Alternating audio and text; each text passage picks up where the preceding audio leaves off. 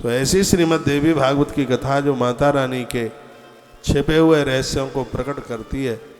कलौ चंडी विनायक हो, इस कलयुग में माँ दुर्गा और भगवान गणेश और चारों युगों में जिनका प्रभाव है, चारों युग पर ताप तुम्हारा, ऐसे बजरंगबली वीर बजरंगबली श्री हनुमंत लाल जी महाराज जिनका चारों युगों में होना प्राय बताया गया। इसी देवी भागवत में वर्णन है कि प्रहलाद जी को सतयुग में हनुमान जी नेम सारण्य में दिखाई दिए। प्रहलाद जी से मुलाकात हनुमान जी की सतयुग में हुई, नेमी सारण्य में। त्रेता में हनुमान जी राम जी की सेवा में दिखाई दिए। द्वापर में हनुमान जी अर्जुन की ध्वजा के ऊपर दिखाई दिए।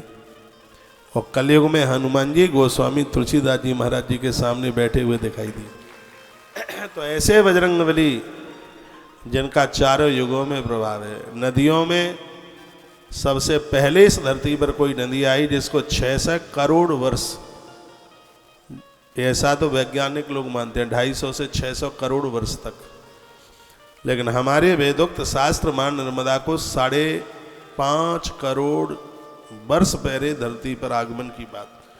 जब कोई नदी नहीं थी इस धरती पर, उस समय मां नर्मदा थी। सृष्टि का प्रलय होता है तभी मां नर्मदा जिंदी रहती है। ऐसा बताते हैं जिस दिन मां नर्मदा सूख जाएगी नीचे धरती और ऊपर आकाश नहीं रहेगा। चारों युगों में जैसे मां नर्मदा दिखाई देती है, उसी प्रकार से चारों युगों में बजरंगबली श्री हनुमंत लाल जी महाराज दिखाई देते हैं। और यह पढ़कर मुझे ऐसा अच्छा लगा है कि हनुमंत आश्रम से महाराज जी आप सब पधारे हैं। और मुझे लगता है कि बिल्कुल बजरंगबली हनुमंत लाल जी महाराज जी की कृपा लेके आए। मैं हनुमान जी का भक्त हूँ, मुझे क्या बताऊँ, हमारा तो कोई काम बजरंगबली हनुमान के बिना पूरा ही नहीं होता। मेरे गुरु हैं, मेरे भगवान हैं, मेरे परम आराध्य हैं बजरंगबली श्री हनुमंत लाल जी महाराज। और कलकाल में ये देवता शीघ्र ही परिणाम हासिल करने वाले। इनके सामने किसी ने ढिठाई करी, मजाक करी, बनावटपन रहा तो इनको दंड देने में भी देर नहीं लगती, काल नेमी को पहचानने में इनको देर नहीं लगती है। हाँ, पहले कथा सुनाता है काल नेमी तो उसको गुरु के रूप में देखते हैं। यदि वो मटरगस्ती गड़बड़ करता है तो पीठ के ऊपर मुक्का बजाने में हनुमान को बिल्कुल देर नहीं लगती है। आप सभी लोग भगवान को, देवी देवताओं को मानते रहिए, इनके बिना बिल्कुल कल्याण नहीं है। कोटिम तक्ताम हरिम स्मरेत, करोड़ करोड़ काम करने से पहले, देखो 100 काम करने से पहले भोजन किया करो, वो तो कर ही लेते होंगे, लेकिन 1000 काम करने से पहले नहाया करो। ठंड पड़ रही है, सर्दी होती है, बिना नहाए भोजन नहीं, बिल्कुल।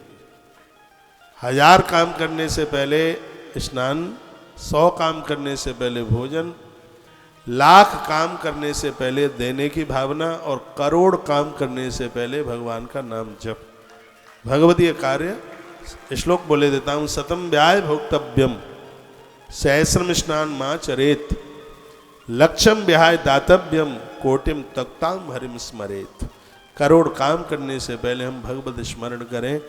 भगवान के बिना कल्याण नहीं। हरि नाम नहीं तो जीना क्या, ईश्वर का नाम नहीं है तो फिर जिंदगी लेकर के करेंगे क्या। आज हम मनुष्य बन करके आए, 84 लाख योनियों में एक मानव योनि ऐसी योनि है कि जो कि भोग योनि नहीं है, जो इस धरती पर अपनी कर्म अद्भुत देवता बनने की गति प्राप्त कर सकता है जी।